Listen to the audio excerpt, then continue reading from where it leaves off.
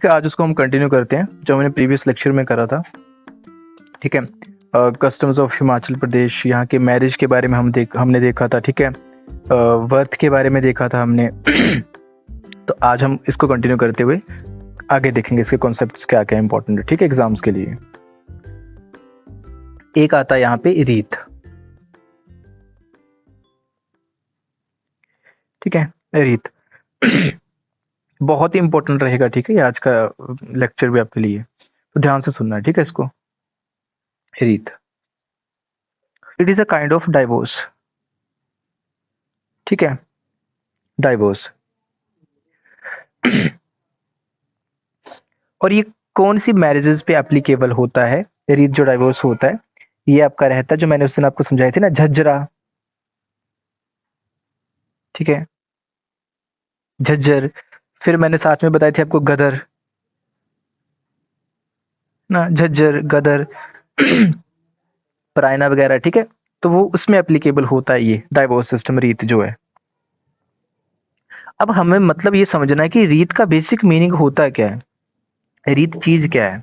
ठीक है, देखो, रीत कुछ भी नहीं है। अब देखो, जब मैरिज होती है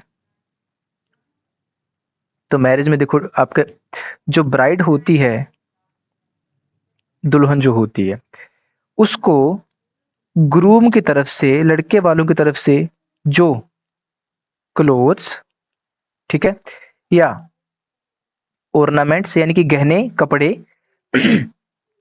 और जो भी अ, उसकी शादी पे जो एक्सपेंसेस लगते हैं, ठीक है, एक्सपेंसेस, खर्चा जो होता है,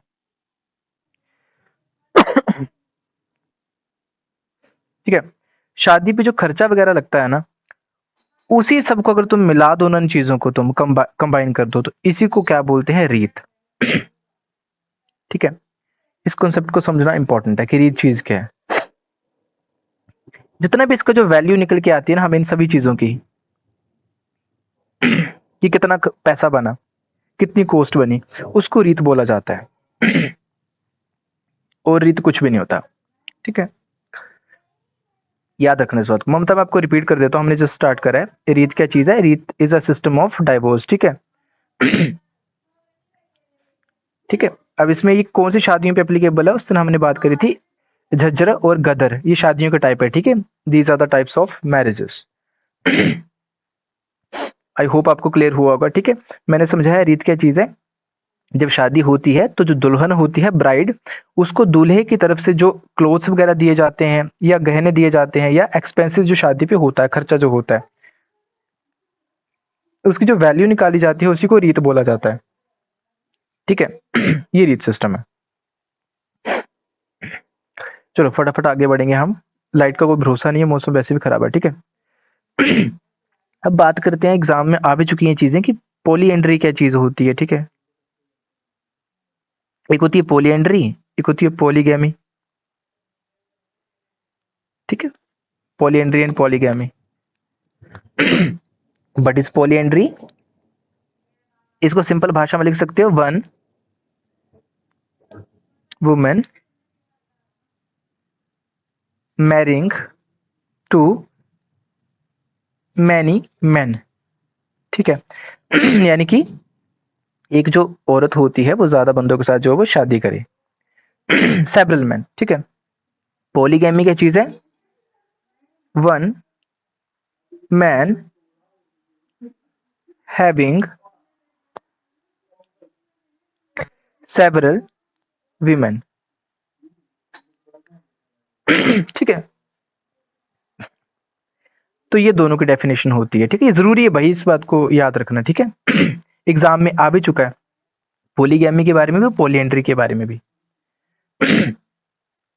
और पॉलीएंड्री से संबंधित एक बड़ी इंपॉर्टेंट बुक लिखी गई है हमारे हिमाचल प्रदेश में, by doctor by S Parmar के द्वारा। ठीक है, जिसका नाम है polyandry in the Himachal Pradesh. बहुत इंपॉर्टेंट बुक है, पॉलीएंड्री इन HP Himachal Pradesh. Sorry disturbance के लिए, थोड़ा मेरा गला भी खराब हो चुका है। ठीक है, पॉलीएंड्री इन हिमाचल प्रदेश। डॉक्टर बायस परमार के द्वारा लिखी गई किताब है। बहुत इंपॉर्टेंट बुक है, एग्जाम पॉइंट ऑफ व्यू से बहुत इंपॉर्टेंट क्वेश्चन है। अब देखो जो पॉलीएंड्री जो चीज है ये कहाँ कहाँ पे प्रेवलेंट है। वैसे आज के टाइम पे देखा जाए ये सब चीजें धीरे धीरे जो है वो कम हो रही है, जो स्पेशली पॉलीएंड्री, ठीक है। और इसमें सबसे इंपॉर्टेंट रोल है एजुकेशन का, है ना, मानते हो इस बात को? एजुकेशन का सबसे इंपॉर्टेंट रोल है। जो हमारे दूर दराज के एरियाज हैं, जो हमारे एकदम ओड एरियाज है, रिमोट एरियाज है, वहां पे भी लोग धीरे धीरे एजुकेशन के साथ जुड़ रहे हैं। तो धीरे धीरे उनका माइंडसेट जो है वो चेंज हो रहा है, ठीक है। लेकिन इस तरीके से देखो होती कहाँ पे थी बेसिकली ये जैसे गिरी वैली के lower areas, polyandry, lower areas of Giri valley, वहां पे होती थी, ठीक है, ऑफ गिरी वैली।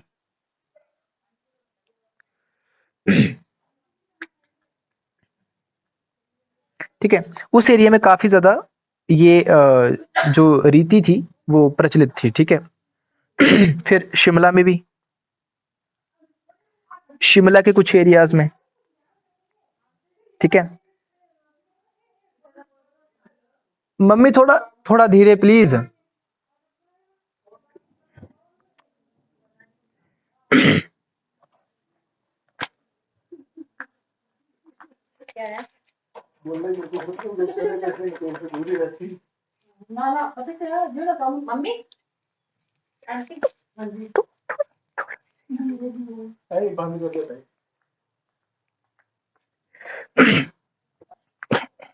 ठीक है, यहां तक क्लियर हुआ क्या?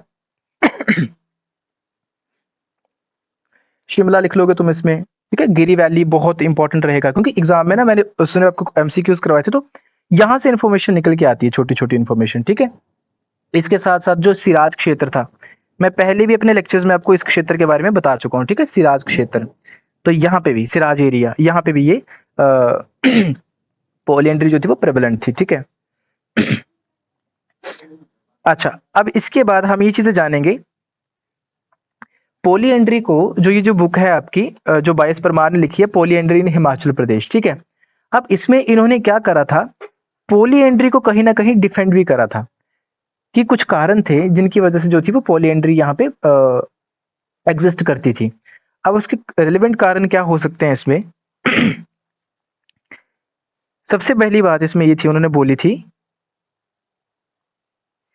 कि अब उस टाइम के लोग ये आर्ग्यूमेंट देते थे इसकी सपोर्ट में, पोलियंड्री की सपोर्ट में, कि अगर पोलियंड्री रहेगी तो जो एरेबल लैंड होगा, यानी कि जिसपे भूमि वगैरह कृषि वगैरह होती है, ठीक है, एरेबल लैंड, उसको डिवाइड करने की जरूरत नहीं पड़ेगी।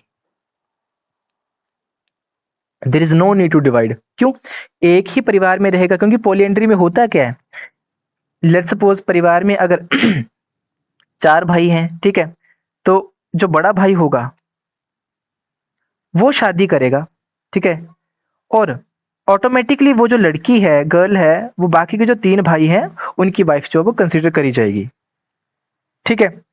तो ये बेसिकली पॉलीएंड्री थी। इसका उदाहरण अगर आप अपने इतिहास में देखो तो पांडवास, मानते हो उस बात को, है ना? पांडवास इसका उदाहरण है सबसे बड़ा, है ना? द्रौपदी, ठीक है, द्रौपदी, है ना? द्रौपदी भी 5 भाइयों की पत्नी थी ना वो। तो वो पॉलीएंड्री का एक उदाहरण है सबसे बड़ा। तो इसमें वो लोग मानते थे कि एरेबल लैंड, यानी कि जो क्षेत्र था वो तो लिमिटेड था, एरिया तो लिमिटेड रहेगा। अगर परिवार आगे ज्यादा बढ़ेगा तो क्या होगा? तो भाई हमें उनको कहाँ से, मतलब कृषि करने के लिए कहाँ से लैंड देंगे उनको, ठीक है। तो ये उन लोगों का मानना था बेसिकली। दूसरी सबसे बड़ी बात, पॉपुलेशन कंट्रोल में रहेगी, ठीक है, पॉपुलेशन कंट्रोल, ये एक इंपॉर्टेंट फैक्टर था। ठीक है, और फैमिली में यूनिटी बनी रहेगी, यूनिटी इन फैमिली, ठीक है। तो ये सब चीजें थी इसमें। Polygamy, polygamy. पॉलीगैमी में मैंने क्या चीज बताई? एक बंदा है, ठीक है, जिसकी काफी ज्यादा आगे बीवियां होंगी, ठीक है, कोई कपल है एक, अब भी होता है आई थिंक ये तो, कहीं किसी जगह पे, कहीं कहीं पे उनका आगे कोई भी क्या है, यानी कि आगे बच्चा नहीं है कोई भी, ठीक है।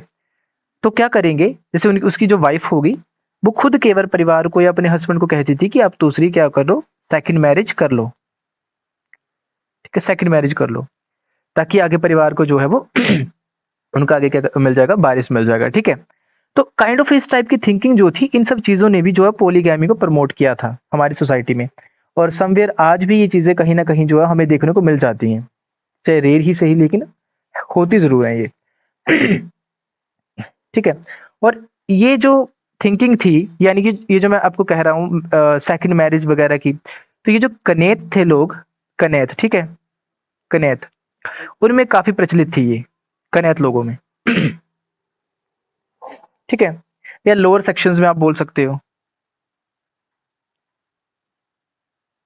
लोअर सेक्शंस में, ठीक है, दो बातों को याद रखोगे इनको।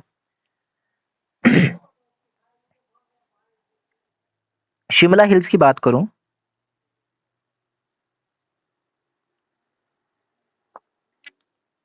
शिमला हिल्स में, ठीक है, तो शिमला हिल्स में रीमैरिज को किस नाम से जाना जाता है? करेवा, है ना। जो उस दिन क्लास में थे, आई थिंक लास्ट तक बने हुए थे, तन्वी, कपिल और विवेक, उनको पता होगा इस चीज के बारे में, हमने एमसीक्यूज जब करे थे तभी ये चीज के डिस्कशन हमने कर ली थी ऑलरेडी, ठीक है। करेवा, तो करेवा क्या चीज है? अब एग्जाम में देखो डायरेक्टली क्वेश्चन आएगा यहाँ पे कि व्हाट इज करेवा। तो करेवा क्या है? एक रीमैरिज का टाइप है जो कि शिमला हिल्स में देखने को आपको मिलेगी, ठीक है। अगर मैं बात करूं कांगड़ा की, तो इसमें आपको दो तीन टाइप देखने को मिल जाएंगे, जैसे कि चोली डोरी, ठीक है, चोली डोरी देखने को मिल जाएगा। फिर आपको गुडानी, गुडानी, फिर इसके अलावा आपके पास झंझराड़ा, ठीक है, झंझराड़ा, ये सब आपको कांगड़ा में देखने को मिल जाएंगी। रीमैरिजेस के टाइप है ये भी। ठीक है, मैं थोड़ा सा समझा देता हूँ आपको। होता है कि जैसे चोली डोरी वगैरह ये सब चीजें, इसमें क्या होता है कि जो विडो जो होती है, उसको क्या दिया जाता है, उस लड़के के द्वारा बाड़ू दिया जाता है, ठीक है। ये आपने सुना होगा अपने बुजुर्गों से, ठीक है, घर के जो बड़े होते हैं वो ऐसी बातें बताते हैं, बालू, ठीक है।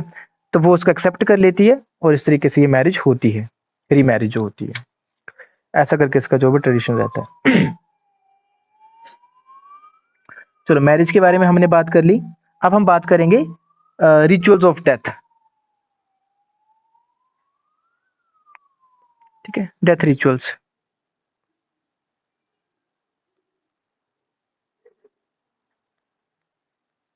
डेथ रिचुअल्स कैसे होते हैं, किस तरीके से।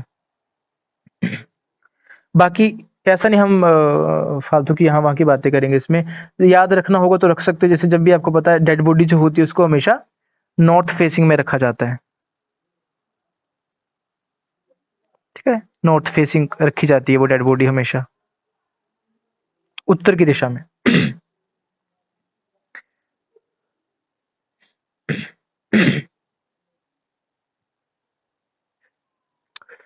ठीक है। अगर मैं किन्नौर की बात करूं पर्टिकुलरली, देखो किन्नौर की भाई शादियां भी बहुत फेमस है, यहाँ से किन्नौर की शादियों से भी बहुत क्वेश्चंस आते हैं, और डेथ जो रिचुअल्स है वो भी इंपॉर्टेंट है इनके, किन्नौर के। अब इसमें देखो आपको नाम लिखवाऊंगा, प्लीज आपने ना वो नोट कर लेने हैं, ठीक है, और उनको याद करने की कोशिश करनी है। जैसे लिखो, ड्रम रेटिंग,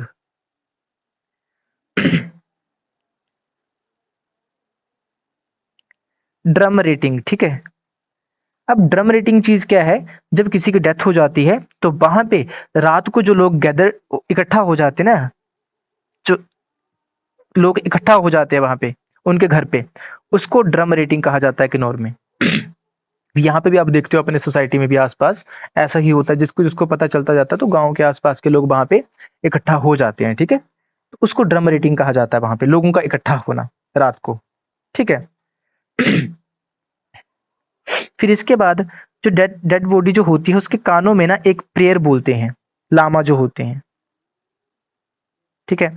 लामा जो होते हैं डेड बॉडी के कानों में एक प्रेयर बोलते हैं जिसको कहते हैं फोआ। तो फोआ क्या है? एक प्रेयर है जो कि कानों में बोली जाती है, ठीक है। फोआ, इसको याद रखोगे।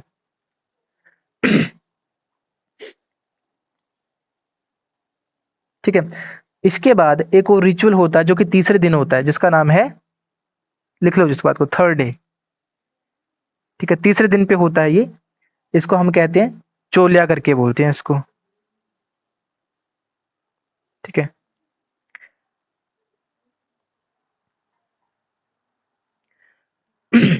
इसके अलावा 13th डे पे एक रिचुअल होता है, 13वें दिन पे, ठीक है, जिसको बोला जाता है दम कोशांग।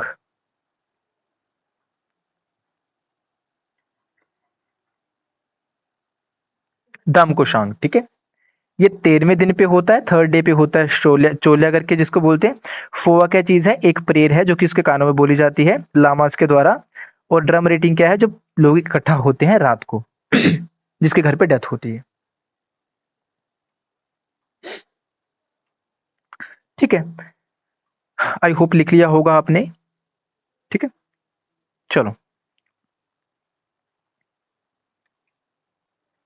अब जब 1 साल हो जाता है, ठीक है, डेथ को, तो 1 साल के बाद एक लामा जो होते हैं एक सेरेमनी परफॉर्म करते हैं, ठीक है। और उसको हम कहते हैं, ये पेपर में भी बड़ी बार सवाल आता है, ठीक है, तो ध्यान से सुनना इस बात को। लामा जो होते हैं 1 साल के बाद एक सेरेमनी परफॉर्म करते हैं जिसको नाम है दलयांग करके, दलहयांग, ये नाम है जिसका, दलहयांग, ठीक है।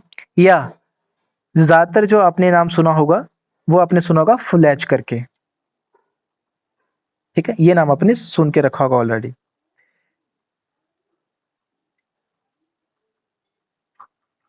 ठीक है, फुलैच।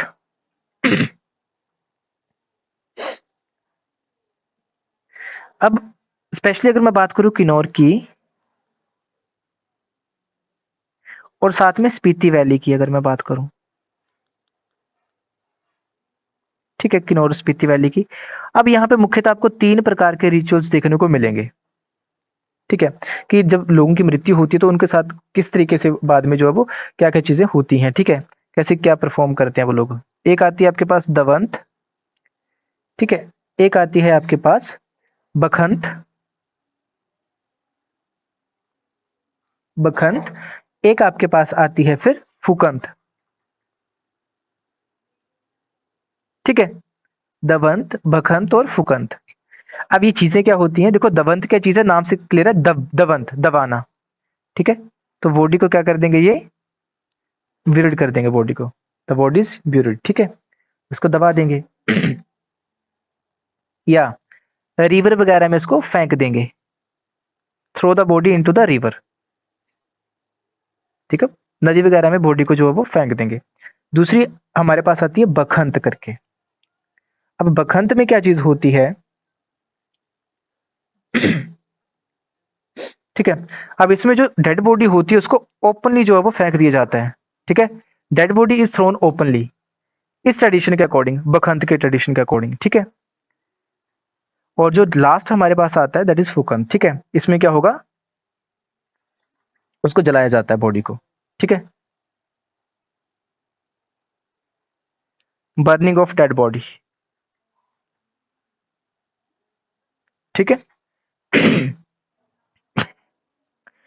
प्लीज इन तीनों बातों को याद रखोगे, very very important for the exam, very very important, ठीक है। दवंत, बखंत, फुकंत, ये कहाँ पे प्रचलित है? तो किन्नौर और स्पीति वैली में।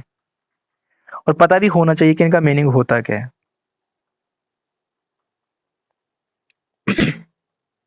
ठीक है। हाँ कपिल, रिपीट करो।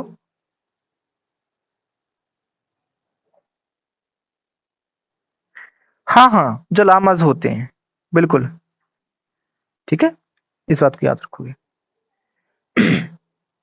चलो आगे हम बात करेंगे क्लोथिंग की, कि हमारा परिधान किस तरीके से रहता है, ठीक है, हिमाचल में मुख्यतः क्लोथिंग।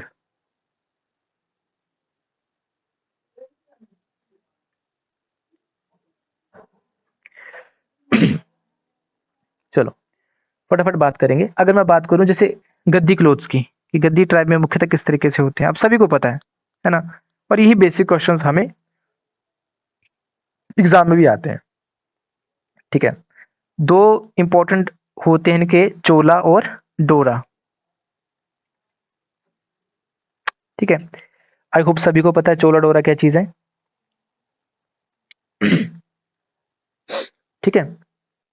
हाँ, चोला जो है वो कौन इसको कौन पहनता है, जो मैन होते हैं ना, गद्दी मैन जो होते हैं, ठीक है, पुरुष वो उसको पहनते हैं। डोरा क्या चीज है, जो कमर के आसपास जो उन्हें बांधते हैं ना, लपेटते हैं ना बेस्ट के अराउंड, ठीक है, कमर के आसपास, जो लगभग मैंने ज्यादातर जो देखा है वो विटनेस करा, वो ब्लैक कलर में होता है, ठीक है ना। तो उसको डोरा कहते हैं। डोरा के साथ साथ ही 5 मिनट रोंग उसको गात्री भी कहते हैं शायद, ठीक है। मैंने सुना है ये अपने आसपास लोगों को बोलते हुए, गात्री। गात्री, इन बातों को याद रखोगे, ये एग्जाम में देखो क्वेश्चन पूछे गए हैं भाई। ऐसा नहीं है कि हम बेकार की चीज पढ़ रहे हैं, सब के सब एग्जाम में क्वेश्चंस आ चुके हैं ये, तो ध्यान से पढ़ना। अगर इसके अलावा मैं बात करूं किनोरी अटायर की, कि किन्नौर में किस तरीके से देखने को मिलेंगी चीजें, क्वेश्चंस ना घूम फिर के 2-4 डिस्ट्रिक्ट्स में ही आते हैं जो ये सब चीजें हैं, ठीक है इनके। किन्नौर में जब भी एक शब्द आता है शेमू, ठीक है, शेमू, स्पेलिंग इसकी CHA रहेगी, शामू करके। शामू का मीनिंग होता है वहां पे वूल, यानी कि ऊन, ठीक है। शामू का मीनिंग क्या होता है, ऊन, ठीक है। और शामू से बड़ी सारी चीजें बनाई जाती है, जैसे कि शामू कुर्ता, ठीक है, शामू कुर्ता, ठीक है। फिर शामू सुथन करके, ठीक है, ठीक है। ये सब चीजें जो है इससे बनाई जाती हैं, बुलन पजामा जिसे बोला जाता है, ठीक है।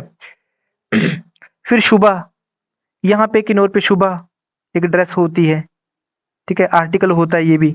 शुबा, शुबा का मीनिंग होता है कोट, शुबा is a type of coat, ठीक है, शुबा।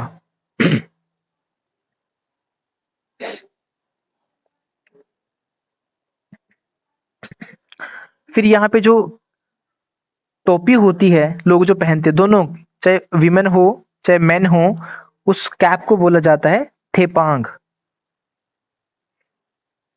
डायरेक्टली ही एग्जाम में भाई लोग ये क्वेश्चन आया था थेपांग के बारे में, ठीक है, कि इस टोपी को क्या बोला जाता है, किन्नौरी टोपी जो होती है उसको बोला जाता है थेपांग करके, ठीक है, थीपांग बोला जाता है उसको।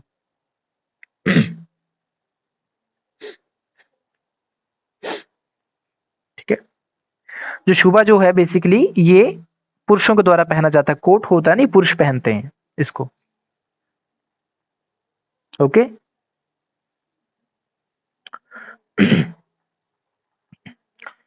फिर इसके अलावा किन्नौर में जो लेडीज होती हैं वो एक स्पेशल वुलन साड़ी पहनती हैं, ठीक है, वुलन साड़ी, ऊन से बनी हुई साड़ी होती है, ठीक है, उसको बोला जाता है डवा घेरू, डवा घेरू, ठीक है, डवा घेरू, ये बोला जाता है उसको यहाँ पे, वुलन साड़ी को।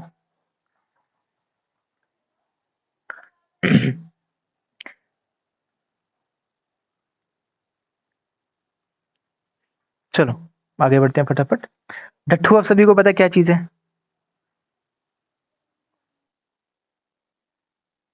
Okay okay. डट्ठू सभी को पता है ना क्या चीज है। हाँ स्कार्फ सर, ठीक है। हाँ जी हाँ जी, वो सर पे पहनती है ना लेडीज, वो डट्ठू होता है, ठीक है। हाँ कपिल, मैं साड़ी वाला फिर से रिपीट कर रहा हूँ, देखो, बुलन साड़ी किन्नौर में जो लेडीज पहनती हैं, बुलन साड़ी ऊन से बनी हुई साड़ी होती है, इसका नाम है वहां पे, इसको कहते हैं डवा घेरू, ठीक है। ये साड़ी का नाम है। तो डट्ठू पता है, स्कार्फ जो सर पे पहनती है लेडीज, ठीक है। फिर पट्टू भी पता है सभी को, पता है पट्टू, ठीक है, गद्दी कल्चर में बहुत फेमस है पट्टू, हिमाचल में। काइंड ऑफ ब्लैंकेट होता है ये, ठीक है, चादर होती है काइंड ऑफ यार, अगर तुम देखो। और इस पे आप देखते हो डिजाइन कैसा होता है हमेशा, आपने देखा डिजाइन कैसा होता है, चेक डिजाइन होता है हमेशा, चेक डिजाइन। ठीक है, चेक का मतलब ऐसा करके होती है ना, ये देखो इसमें तुमने डिजाइन कभी नोटिस करा होगा, इस तरीके से होती है ये, तो ये चेक डिजाइन होता है इस पे। ठीक है, पट्टू पे। आपको पता है ये भी किससे बनता है, ऊन से बनता है। ठीक है, और इस डिजाइन का जो नाम होता है, जो चेक डिजाइन जो होता है ना इस पे पट्टू पे, इसको बोला जाता है लुंगी दरी, लुंगी धड़ी,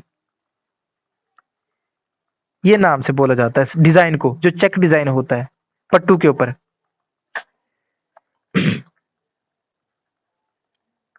याद रखोगे इस बात को। ठीक है, और लोइया होता है एक, लोई जिसको बोलते हो लोइया।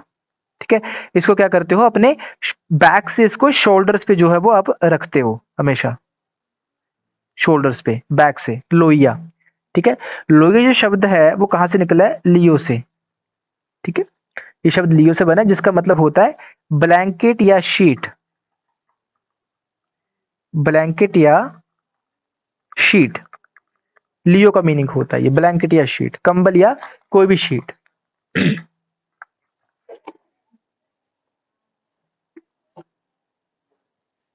ठीक है, चलो इसके अलावा बाकी भी देखो गारमेंट्स होते हैं यहाँ पे, जैसे पुला, पुला, पुला क्या चीज है, लिखो इस बात को जरा, grass made shoes, grass made shoes, घास से बनाए जाते हैं स्पेशली ये शूज। ठीक है, पुला, ग्रास मेड शूज, घास से बनाए जाने वाले शूज। और इसी पुला को किन्नौर में जोंबा बोला जाता है। ठीक है, किन्नौर में इनको जोंबा बोला जाता है, और पांगी में इसको पुल बोला जाता है। ठीक है, पांगी में इसको पुल बोला जाता है।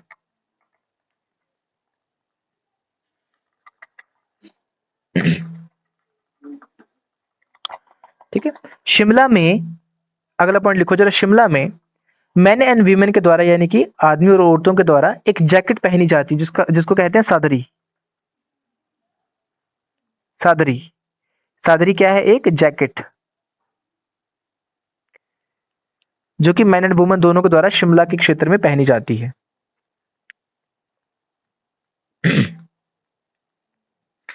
चलो भाई,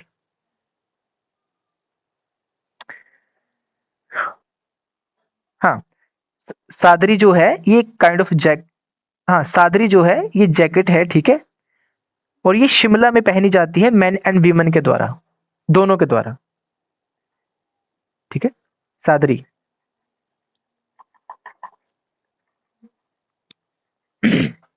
लिख लिया सभी ने।